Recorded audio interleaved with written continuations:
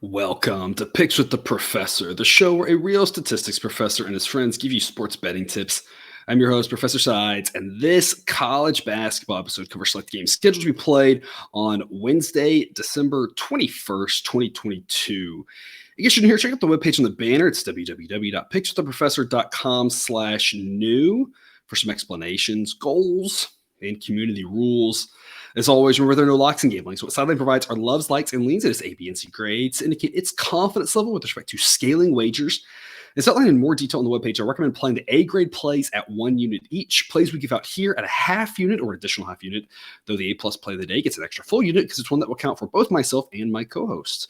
There are also picks given out on the website and Patreon plays of the day and Discord chat that I also recommend an extra half unit, and the compilation of all the recommended plays can be found both on BetSnip and the Google Sheet.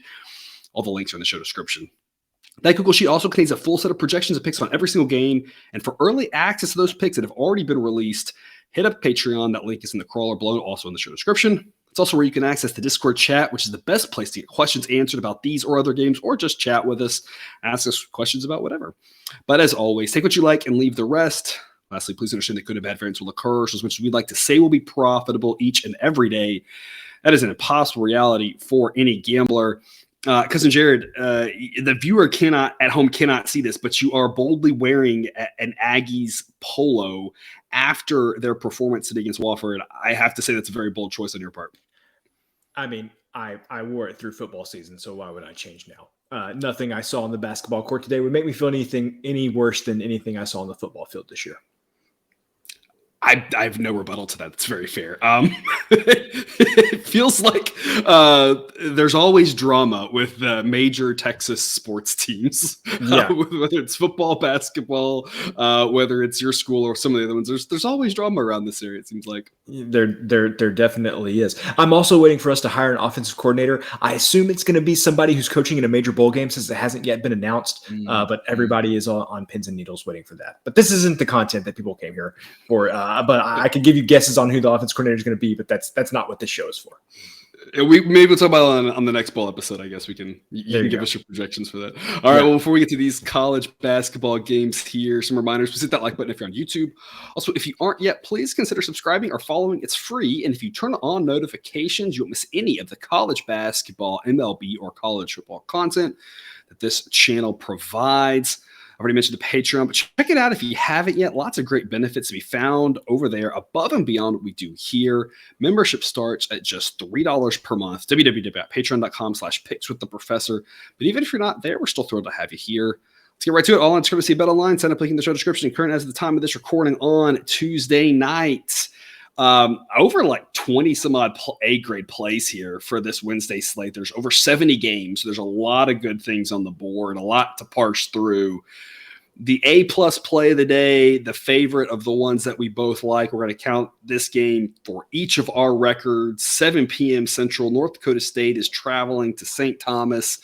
St. Thomas is laying at 6 points. We're going to lay the 6. Sideline says it should be 8. We are 7-3 backing St. Thomas, 0-2 fading them, which means they're 9-3 against the number. I don't really see any reason why that stops against a pretty bad North Dakota State team, who we are 7-1 fading.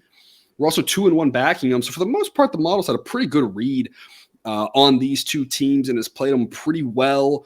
It gives me full confidence here. I love backing them at a number like 6. I always talk about 6 is a great number to back a favorite at. Up to 7 is usually okay. Once you get above 7, it gets a little dicier, but you can oftentimes get to 6 or 7 with fouls. So it gets a good spot to back the better team at home at a great number. It's a perfect setup for me. Because, Jared, why is it a good one for you? Well, you took the words right out of my mouth with saying St. Thomas is 9-3 against the spread. That's just a team that the number hasn't quite caught up to as well. On the flip side of that, North Dakota State is 1-8 against the spread in their last 9 games. They've only actually covered 3 games this season, and 2 of those were early season games where they were getting over 20 points against teams like Arkansas and Kansas. If you look at games where North Dakota State has gotten less than 20 points, again they've only covered one of those games. They're just not a good team. They're 3-10. They might actually be a little worse than what their record indicates. So I agree with you. Laying 6 points with St. Thomas here is a blessing. I think this North Dakota State team is really bad. Yeah, both these teams play almost no defense. The difference is, and North Dakota State's defense might be a little bit better. It's not really saying much.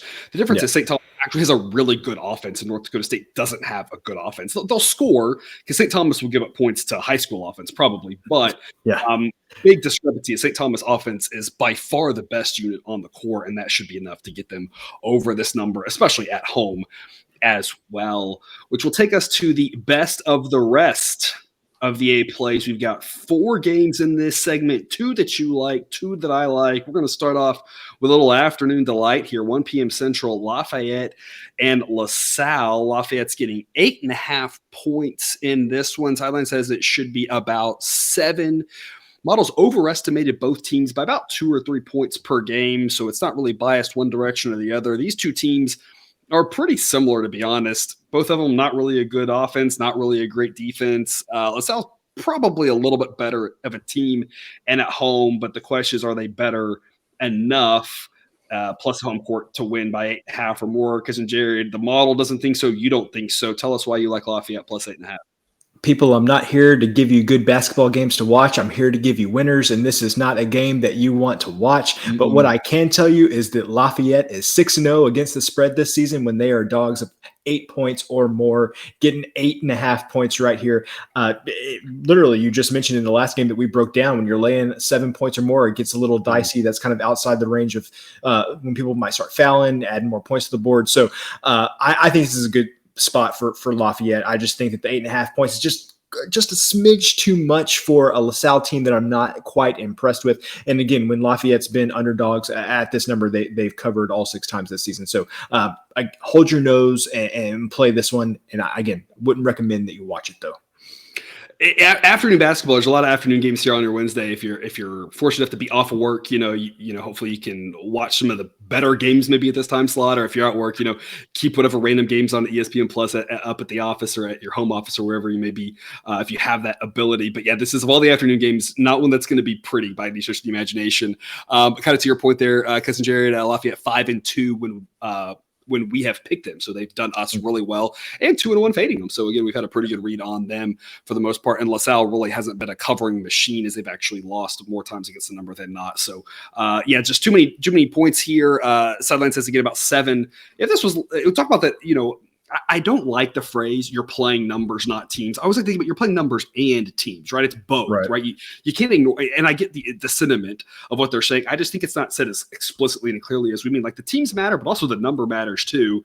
If this is LaSalle -4, absolutely, like, lay the 4 points, right? But that's not the situation that we're getting here, because I do think LaSalle, a little bit better team at home, probably can win, but it's like winning by this many. There's a lot of ways they win by, something that's 8 or less. And so a good spot to take the dog here in the afternoon. Speaking of good dogs, to take 6 p.m. Central, I'm going to give you this one here, Murray State +7 at Middle Tennessee State. I don't understand what's up with this line. Sideline says it should be Middle Tennessee State -2. We haven't backed Middle Tennessee State all season. We faded them all 9 times. We are 5-4 doing that. We're 3-2 backing Murray State, 4-1 fading them. So we're plus on all of the ways that you can look at how we've handled these 2 teams. The model has been a little biased towards Murray State and against Middle Tennessee State. So maybe 2 is a little bit too much. I do think that probably Middle Tennessee State -2, probably a little bit too short of a number. It probably should be more like 3 or 4, but 7 is a gift here. And this is one I want to lock in early, because I do think this is going to drop. And I could be wrong. It's not always, number doesn't always go towards the model, but I do think this is more likely to drop towards 5 or 6. And as we talked about, 7's kind of that key-ish pivot spot for the number, where you want to be getting 7 or more and you want to be laying 7 or less. That's about the time where fouls kind of stop happening on average. So getting this at 7 offers a pretty good amount of value versus 6 or 5. I think Murray State can hang in there. I'm not really convinced Middle Tennessee State is that much better than this Murray State team. I think both of them are very average, and so we're going to grab the 7 points with Murray State. Solid analysis from you on that one. Yeah. What can I say? I agree with everything that you said. I have a hard enough time doing all my research on the picks that I make. So sometimes I just kind of let you roll with it, Alrighty. Here's another one I'm going to give y'all at 7 p.m. Central. Bellarmine is laying 2.5 at Evansville. Southern says this one should be Bellarmine -5. We are 4-0 fading Evansville, 5-3 backing them, 5-2 backing Bellarmine, 1-1 fading them. Again, it's a situation where the models had a pretty good read and done well with these two teams. It's actually overestimated Evansville. So if that's the case, then maybe this, instead of Bellarmine -5, it should be more like -6, -7. Bellarmine -2.5, it implies that they're only a little bit better than Evansville. Interestingly enough, this is about what the KenPom number is, and I think that's kind of what the sportsbooks have done here. I think this is a great spot to take advantage of that before people have moved the number, because I assume they're going to move it off of this at some point because, again, KenPom numbers are great. They give us a good starting point, but on occasion, they're just not meant for every single situation. I think this is one of those. When you look at it, just about every other way you can look at it, the difference in this game is going to be Bellarmine's offense is just so much better than Evansville, and that should be enough to get them a road victory. And laying a short number like this is almost too good to be true. Again, this number should be out closer towards 5. I'd probably still lay 5, but at least I have to think a lot more about it because winning on the road, never the easiest thing to do. And so a little bit higher is a little bit tougher, but at 2.5, I think it's a fantastic play. Yeah, I like this play as well because you look at Bellarmine's schedule and they're 5-7. So you say maybe they're not that great, but they've lost to Duke, Clemson, Duke, Loyola, Marymount, UCLA, and Kentucky, and they went 4-1 against the spread in those games. So I think the record may be a little bit deceiving here. I agree with you that only laying 2.5 points is a pretty good bet. Do you have up there where that Loyola Marymount game was? I do not have that pulled up. Okay. I was going to ask because if that one's on the road, then that obviously could explain a lot about that being such a travel spot, being a California school. Yeah. It's always tough traveling across the country for 18-year-old kids. Yeah. Last one. I was going to say we've got a teaser for another team that's playing back-to-back games on the West Coast that we'll talk about later in this episode. There we go. We do. Last one in this segment, Cousin Jared, 9 p.m. Central. Idaho is getting 12 points at Long Beach State. Another one of the A-grade picks that you are all over here. Sideline says it should be Long Beach State -9. We've been pretty on the money with Long Beach State, pegging their final results to 1/10 of a point on average. Wow. It's always funny when something like that happens. But we've underestimated Idaho by almost 11 points per game. We faded Idaho as an A-grade fade a couple nights ago, and I made the comment that they've just been shooting the ball at an insane clip, and I just don't expect that to continue.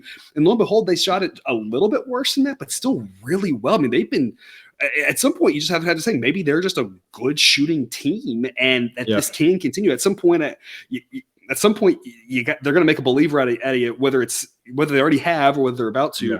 I'm a little bit leery about. They've played 3 good games in a row, played 4 good games in a row, but they keep shooting the ball really well. And it gets a Long Beach State team that doesn't really do anything well. Idaho doesn't have a good defense, but if they keep shooting the ball that well, they should be able to score enough points to cover such a big number like this. Also of note, already gave out a total play on this one to the Discord. So if you're not with us over there on that Discord, again, $5 a month, you can get a lot of good advantages there. So check that out on the Patreon. Otherwise, Cousin Jared, tell us why you are backing Idaho +12. This is similar to our A-plus play of the day with St. Thomas, in my opinion. Idaho is 5-0 against the spread in the past 5 games. They've been shooting it lights out. I don't think the numbers caught up to how well they're playing. And if you look at Long Beach State, defense hasn't been great. I mean, they can score some points, so they're still going to be okay. But their defense has not been great. Their opponents, the effective field goal percentage of their opponents is almost 51%, which is nothing to write home about. So I just think this is a spot where Long Beach State can give up some points. Idaho shooting the ball lights out. The number hasn't caught up to how well Idaho's been playing, so I think that makes them a really good play. Yeah, absolutely. I tend to agree there. The way that they came back against Northridge in that last game. And Northridge isn't a great team by any stretch of the imagination, but the way they did that, just battling back, that same sort of play should be what gets them the cover in this game. Probably won't win. Long Beach State's a much better team than Northridge is, right? But that sort of thing is what we need in case they do fall down, 17 or 15 or something. That's what we need in order to get the cover. A lot like we got with Lamar here tonight. That was the plus odds. One of the spread plays of the day for us over on the website, getting all those points, fell down like 15 or so, battled back, ended up losing by 9. And it's kind of the same thing. Not a great team, but when a team shows you like that they can shoot the ball, score some points, hang around, that's all you need to cover a big number like this. Long Beach doesn't have any reason to win by 20.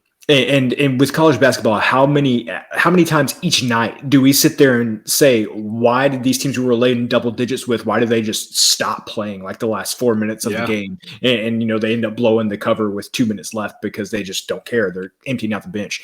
So again, getting double digit points in this spot, I think is just too many. Yeah, lots of, like, I guess what you're saying too, maybe lots of ways to win, right? If Idaho just accidentally hangs around in this game, we've probably won. They're not going to foul past that much. We've also got the back door. So you got 2 good avenues here. Just got to avoid Idaho not falling down by 25 or something early in the second half. And that's possible, right? There's no locks in gambling, but in general, we don't think that's the most likely scenario. Which will take us to the daily double-double. This is that game you were teasing here earlier. UT Arlington, I believe, was featured in our inaugural double-double 2 nights ago, where we I grabbed UT Arlington with the points and grabbed the under, and both of those hit. And lo and behold, we have a similar situation. They were playing San Francisco then and got the win as massive underdogs. Now they're, playing a team just down the road, right? Going from San Francisco to Berkeley. Similar situation, similar read on everything, I think. I gave you both of those, Cousin Jared. You're going to give us both of these, so I'm going to let you have the floor. Yeah, so UT Arlington, I've been impressed with how well they've been playing recently. They only lost to LSU by 4 a few games ago. They fought tooth and nail with North Texas in a game that we all knew was going to have 117 points in it. And then I was very impressed with them beating San Francisco. I mean, we know UT Arlington has a very good defense, but San Francisco has pretty good offense. I thought San Francisco would handle them pretty easily. And, UT Arlington, 15-point dogs in that game and won outright. So kudos to them. I think they're playing really well. And what can you say about Cal? And I mean that both in a figurative sense and a literal sense. I don't know what to say about Cal. I can say that they covered for us as an A-grade play on Sunday, I believe, because they were getting like 10.5 points and they lost by like 10 or something like that. So they got us to the window there, but it wasn't as favorites. It was as big underdogs. It's a whole different story when they've got a minus next to their name, not a plus next to their name. Yeah, I completely agree with that assessment. And I think Cal is just not a very good team. I think UT Arlington is playing well. And the other thing is the total in this game is 121, and I think that is way too high. I would say I want to be on the under in this one as well. So the fact that I can get 4 points with a team that I think is playing much better than Cal right now, and I think the game's going to be low scoring and where those points are even more valuable, sign me up for taking the 4 points to under 121. I think this game is going to be another one you may not want to watch, but I think there's value on both sides here. You may not can. It might be on the Pac-12 network. I do have to come back to something you said. You don't think Cal's a very good team, and I have to point out they're 0-12. I don't really think you're breaking any news there by saying that statement. No, I'm not, and I have been told this before that my sarcasm doesn't always come through. There you go. Here, but that was said with a lot of sarcasm. Yeah. Cal, this is one of their last chances to win a game. I mean, they could win a game in conference, but when you look at the way this schedule is going to break for them, like they could go winless in the Pac-12. They're already 0-12. They're running out of non-conference games, right? Like this is a big game for them to win. But not only have to win on this pick if you're backing, they got to win by more than 4. It should be a low-scoring game. UT Arlington can absolutely hang in there. They can absolutely win. I think there's a lot of ways to play this. Talk about the double-double. You call this the triple-double if you want to. I think you can look at UT Arlington at +4. I think you can look at the money line. And again, the under, also a great investment here. Sideline says the total should be 119 rather than 121, so you're getting a little bit of value there. It says that Cal should be a 2-point favorite. Model actually thinks that UT Arlington is a better team. And, all records are not created equally. So it's not as simple as the 5-17 is better than the 0-12 team. But, because of who they played and all that other stuff. But I mean, this Cal team is in really rough shape. They're not quite healthy yet. Maybe later on in the season when they get healthy, they'll, play a little bit better, but they're looking pretty rough right now. And UT Arlington coming off that huge win against San Francisco, they're already out there. They're used to all that. They, where they are time zone wise, all that other fun stuff. So they should be a good side to back here. Again, like I always say, take one of them, take both of them, parlay them, don't parlay them. you got a lot of options for how you want to handle this with regards to taking the Arlington and the under. You mentioned, looking at the records here. I personally, I think this was somebody saw a WAC team playing a Pac-12 team, and that's kind of more how the line was set. More not necessarily the records, but just more the conference affiliation. Right, absolutely. All right, and that takes us to the total of the day. Because I feel like someone brought this up in the Discord, so I feel like this is a good time to mention this. Somebody made the joke that you should be cousin totals because of your love for totals, not realizing that my name of Professor Sides has nothing to do with sides that you bet on. That is actually my last name. And so I think this is a good time to tell the viewer this is actually my last name. But if we called you something else, we could call you Cousin Totals. I feel like that'd be a fitting nickname. I'm not sure that I could be more honored by anything else. I think that is what I would want to be called.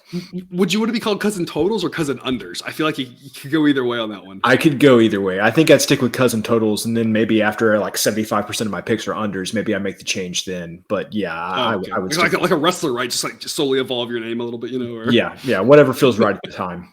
Well, ironically enough, I'm going to give you the total of the day here. I've been all over the Mississippi Valley State unders of late. They have been really good to us. This team can't score. Their defense isn't terrible. Like, they don't give up a ton of points for as bad of a team they are, but they are so bad offensively. I think I've highlighted them in the play of the day segment here now. The last two times they've played, I'm going to highlight it here. Total of 140 against Tulane. I just think is way too many points. Model says 136, projects a score of 82 to 54. And I feel like this is going to be very similar to that TCU game. They aren't going to be in it. It's going to be a runaway. And at the the last however little bit, neither team's going to care. And this game's just going to get rocked to sleep. I just think 140 implies a regular type game. And Mississippi Valley State isn't going to play in regular techniques. Their offense is so bad. Tulane can obviously name their score if they want to, but TCU could name their score too last time, when they played on Sunday, and didn't, because at some point when you get up huge, you got to get the backups in. No point in anybody getting hurt. You slow everything down. That's the same sort of thing I think will happen here. So I love this under 140 in Mississippi Valley State Tulane. Interesting enough on this one, Models 8-0 fading Tulane. Doesn't have a play on the side, but we faded Tulane 10 times, 8-2. Back to Mississippi Valley State 11 times, gone 7-4. But again, Model doesn't have a play on the side here. Thinks that the line of 27 is actually fairly well priced. I wouldn't want to touch a spread involving these two teams, though, in this situation. I completely agree with you on that one. Because like you said, Tulane could absolutely name their total. Name their score. Yeah. Name their score, yeah. That takes us to the must-see TV games of the day. Got three of them. Going to highlight for you here. First one, we're going to stick with a total theme, 5 p.m. Central, St. John's at Villanova. Total in this one is 146. We're going to go over that number. Sideline says it should be 150. With regards to total, we've underestimated Villanova's total by about 4 points per game, been spot on with St. John's on average. I just think that this is not high enough given at the frenetic pace that St. John's plays, how good they're as good as Villanova's defense has historically been. Their defense is just average this year. St. John's is going to have an edge offensively when they have the ball. And the pace they play at, they're going to score a lot of points. Villanova, an extremely efficient offense, going to have the edge when they have the ball, when both offenses have the advantage like that. Villanova doesn't really play that fast, but the way that St. John's plays, I just think this is closer to 150 than 145. So going to go over on this one. I think that we were a little bit the early season with Villanova, I think their offense is a little better than what they were early in the season, and their defense might be a little worse than it was early in the season. So I agree with you. I think this is a good play here. You mentioned the pace that St. John's plays at. I just think that we were oversold a little bit on Villanova. I think their defense is maybe a slight notch down from what we thought, and I think their offense might be slightly better than what we originally thought. Yeah, absolutely. 6 p.m. Central, Michigan versus North Carolina, a game that has lost a little bit of its luster given the way that these two teams have performed. Completely snuck up on me. I had no clue they were even playing. And if you would have told me that at the beginning of the season, I would have called you a liar. I was going to say, at the start of the season, this feels like a game that would have been circled on the calendars. Like, this is one of the biggest non-conference games of the season. But, lost a little bit of its luster, but still probably one that you want to keep an eye on. I mean, both these teams, obviously North Carolina will should make the tournament. It would take a weird stream of events not to. Yeah. Michigan, not as much of a lock given how crazy the Big Ten is going to be, but this is a huge game for Michigan with regards to the tournament to put their stamp on a big non-conference win. If they can get this neutral site victory over a team like North Carolina, give them a little confidence going into conference play. So a big game for them as well. We're going to lay the 5 with North Carolina. Sideline has an A grade play on this one, says it should be 6, and likes laying the point just based off all the other things it's looked at. It's pegged these teams pretty well. Again, at 5.5, 6. I think it's a good spot to lay it with North Carolina. A grade play on them according to the model. Should be a fun one. 2 good offenses, 2 mediocre defenses, and fast pace. So it should be fun. There's a total of this is 154. So I mean, expecting a lot of points. Just think North Carolina can pull away. Especially with all the points, it's easier to cover a big number. And of course, fouls, laying a number like 5, if there are late game fouls, should get us over this number and get us to the cover. Yeah, you mentioned lots of points there. If you were interested in Michigan in this game, I'm not sure that the money line might not be just as good a play as taking the 5 points because of that. Yeah, I'm with you. If that's the side you were looking at, I'd just rather take the flyer on the plus odds and just say, let's see what happens, and maybe they can pull it out because it could be a last team with the ball scores wins the game, that sort of thing could be, but a lot of ways that North Carolina wins ends up being a runaway or a foul taken over this number. And so, I think the probability of North Carolina win 1 through 4 is a little bit less than a game with a total of like 135 rather than 155, Right. Let's take this to our last must-see TV game of the day. Another good non-conference game. Auburn at Washington, 8 p.m. Central. Auburn's a 4.5-point favorite. I just am less impressed with Auburn every time I see them. I feel like middle of last season, maybe they were the number 1 team in the country, and it just seems like ever since then they've just gotten a little bit of kink in the armor, a little bit of, injuries. I don't know what it is, just a little bit. I mean, it's not that they're a bad team. It's just, I feel like I had them in my mind here for a while and how good they were. And I feel like they're just not quite as good as the perception is on them. Washington, not a bad team at home, getting 4.5 points. Model thinks it's too much. Sideline says it should be a 3-point spread. Models overestimated Auburn. Underestimated Washington. So Washington is the side it wants to back, grabbing the 4.5 points in what should be a really good contest. Yeah, I've got a couple of things to say about this. Number one, this was actually the game where I was talking about a team playing back-to-back West Coast games. Oh, okay. Not the last one. So a bit of a travel spot here for Auburn, being away from home for a while. And to your point, Auburn is 4-7 against the spread this season. When you look at who they have covered against, George Mason, Winthrop, Bradley, and Colgate. I feel like Washington is more similar to a lot of the teams they haven't covered against, maybe like Northwestern, St. Louis, Memphis, USC, teams like that. So to me, it just completely backs up your point. I think Auburn is just getting too much respect based on how they played last year and not necessarily how they have played this year. I think you look at that schedule, man, Washington seems to be like a lot of other teams that have easily covered against Auburn this season. Yeah. And one thing to just remember on that, just to mention that last game is a neutral site game, but that game for North Carolina is in Charlotte. So it gives them a little bit more of a boost because it should be a pretty pro Tar Heels crowd in a short travel spot. So forgot to mention the location of that one. That is the 10 games that we're going to cover today. Cousin Jared, any parting words?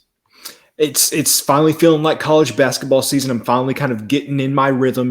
I've kind of had to work out the kinks, work on my shot, because I was into, football throwing mode. I had to work on my 3-point shot. But yeah, it is finally the season for college basketball, and I can't wait to kind of dig more into it now that college football is kind of wrapping up. Yeah, absolutely. And I think it's exciting with the conference play coming up because we've kind of had a lot of these good conference teams playing their non-conference teams against weaker opponents from the stronger conferences or against, lesser opponents. There's been some good games, obviously, but it's been a lot more of the top teams from one conference play the mediocre teams from the other conference. And now it's like when you get those top teams playing those interconference teams, I feel like almost every night that we've got Big 10 action, Big East action, Big 12 action, all 3 of those are going to be there's going to be a game or two that is just can't miss. And that's what I'm looking forward to. Some of the craziness really between those 3 conferences, because those 3, I feel like anything can happen with regards to Yeah. The tops of those are just going to be so strong. Yeah. Or another conference, what's going to happen? The A10. Yeah. Who knows? Chaos. Yeah, chaos with that one. It's crazy how they have just morphed into this, like, who the heck knows? Like we talked about the Jake, right? The top not doing well, the middle kind of doing well, but they haven't really played anybody. And so, there's definitely some confusion there. Well, and kind of the same thing with the ACC, right? Some of those teams kind of just being very mediocre, almost a little bit taken after the football, where you just got a lot of mediocre teams playing there. A lot of schools with good pedigrees, just maybe not quite. North Carolina down, right? Et cetera. Right? We can just bring this full circle. I wouldn't know anything about mediocre basketball teams following mediocre football teams. Yeah, exactly. Well, that brought us full circle. It's a perfect spot to end at. Well, thanks for tuning into this episode of Picks with the Professor. Don't forget to subscribe so you can enjoy all the sports betting content we provide on this channel. It's dropped right into your feed. We'll be back again tomorrow with more college basketball betting content. Again, check out the bowl content that we've got up for you if you haven't seen it yet. Until we see you again, as always, best of luck. And remember, you can get your betting money, but please don't bet your eating money.